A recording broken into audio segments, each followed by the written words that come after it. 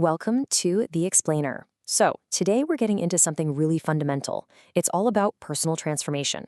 You know, how you can actually deconstruct the person you are right now to build the person you were always meant to be. All right, let's just jump right in with a tough question. Seriously, think about this. In the movie of your life, are you the hero or are you kind of just a side character? Think back to the youngest version of yourself, the one with all those big dreams and high expectations. Are you living a story that would make that kid proud? Or have you settled for a minor role?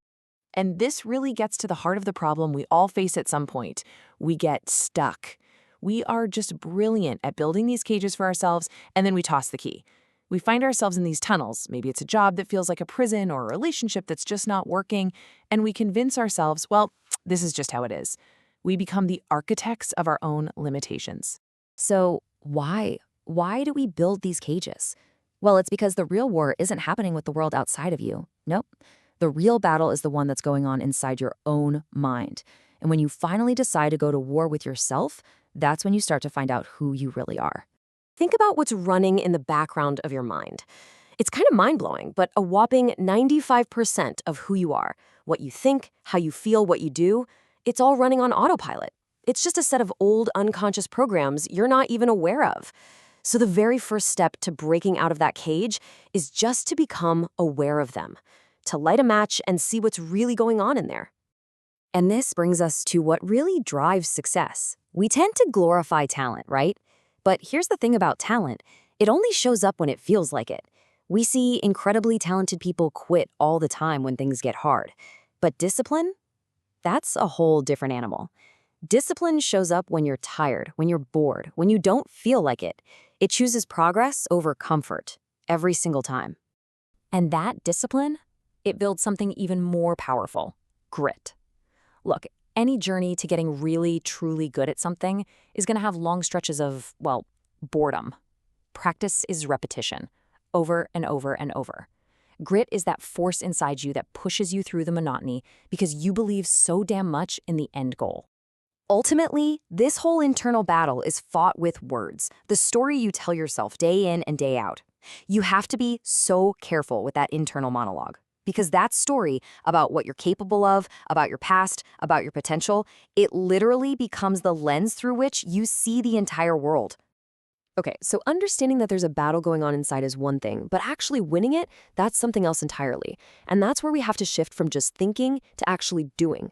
We're moving from thought to deliberate execution, because it's not enough to know, you have to act. Real change isn't just about adding a new good habit, it's a full-on demolition and reconstruction project. First, you've got to unlearn the old programming. Then you have to break the emotional habit of being that old you.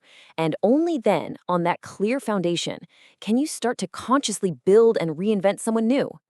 Now, this might sound a little intense, but you've got to become obsessed with improving yourself. And obsession here isn't a bad thing. We're talking about a focused, powerful, relentless commitment to your own growth. Because just being mildly interested, that's not going to cut it.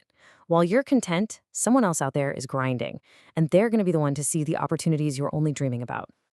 We all dream about building these incredible things in our lives, but we get so fixated on the final product that we forget what actually builds it. The secret to your success isn't some big, magical moment. It's found in your daily agenda. Your biggest ambitions are built on the back of the small, seemingly boring choices you make every single day. Think of it like this. Every single day, you're either stacking wins or you're stacking losses. Hitting that snooze button, that's stacking an L. Reading just one page of a book like you said you would, that's a W. And here's the key. Your confidence is nothing more than your reputation with yourself. Every time you break a small promise to yourself, you chip away at it. But every time you keep one, you build it up. And those small wins create unstoppable momentum. So this brings us to the question you have to ask yourself when things get hard. And the answer to this question determines everything that happens next.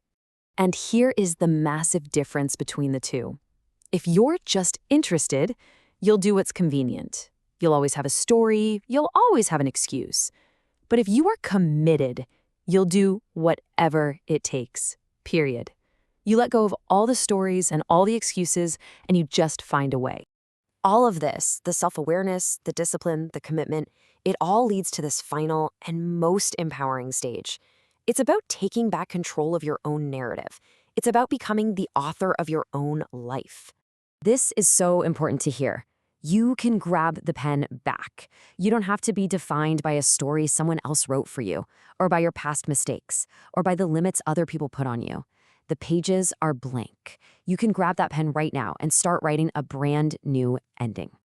And that's what it all comes down to, right? It's a choice. You can accept a background role in your own life, or you can step up and claim the starring role. No one's gonna just cast you as the hero. You have to cast yourself. So, the ultimate goal here isn't to look at other people and put them on a pedestal. It's about building your own pedestal. The person you admire most, the one with all the traits you value, that is the person you have to work every single day to become. You become your own hero. And I just want to leave you with this final question, a question that should drive you every day. When you get to the end of your life, will you meet the person you could have been? Imagine that meeting for a second. You don't have to live with that regret. The work to close that gap, it starts right now.